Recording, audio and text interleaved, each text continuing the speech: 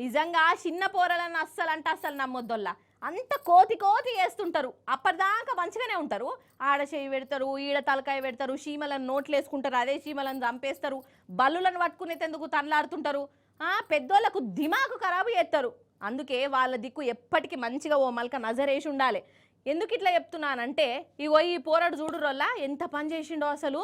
గా యాదాద్రి గుడికాడ లైన్లో చూడురోల్లా ఏమైందో. అయ్యయ్యో గన్లెట్ల తలకాయ పెట్టినవరా పిల్లగా. మెల్లగా మెల్లగా తీయుర్రే. దయాకరు భయపడకు బిడ్డ. సామి జర నువ్వన్నా జర ముంగటవాడు. అందరు మాత్రం చేయకుర్రి. అసలే పోరాడు భయపడతాండు. ఇంకా కటింగ్ చూడు రాదు పిల్లగాంది.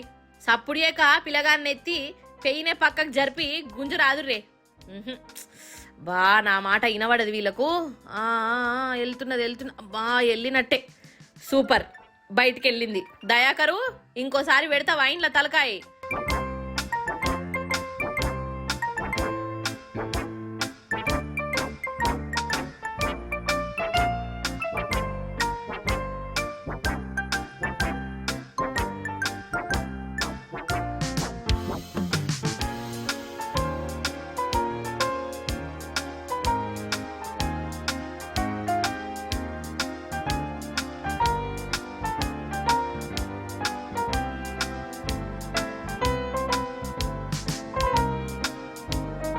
అయితే ఆదివారం నాడోల్లా కిష్ణయ్య కుటుంబము యాదాద్రికి వచ్చింది నరసన్నను దర్శనం చేసుకునేందుకు.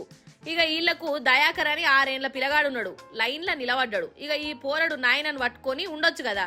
అటు మొసులుకుంటా ఇటు మెసులుకుంటా ఆడుకుంటా తలకాయ ఈ గ్రిల్లో పెట్టిండు. ఇక తలకాయ అయితే పెట్టిండు కానీ ఇక అది బయటకు వచ్చులేదు, ఇరుకపోయింది. పాపం పిల్లగాని అవస్థ చూడాలి. ఇక లాస్ట్కు వీళ్ళు అటు ఇటు తన్లాడి ఉపాయంతో తలకాయను బయటికి తీసిండ్రు. ఇక జన్మల ఇటు దిక్కే రాడు కావచ్చు. అందుకే చిన్న పోరలను అస్సలు నమ్మొద్దు అంట. వాళ్ళు ఆడుకుంటున్నారు కదా అని మనం వేరే కయాల్లో ఉంటే ఇగో వీళ్ళు చేసే చిత్రకథలు గిట్లుంటాయి. వాళ్ళు పరిశాన్ అవుతారు, కడమోళ్ళని పరిశాన్ చేస్తారు. అది కథ.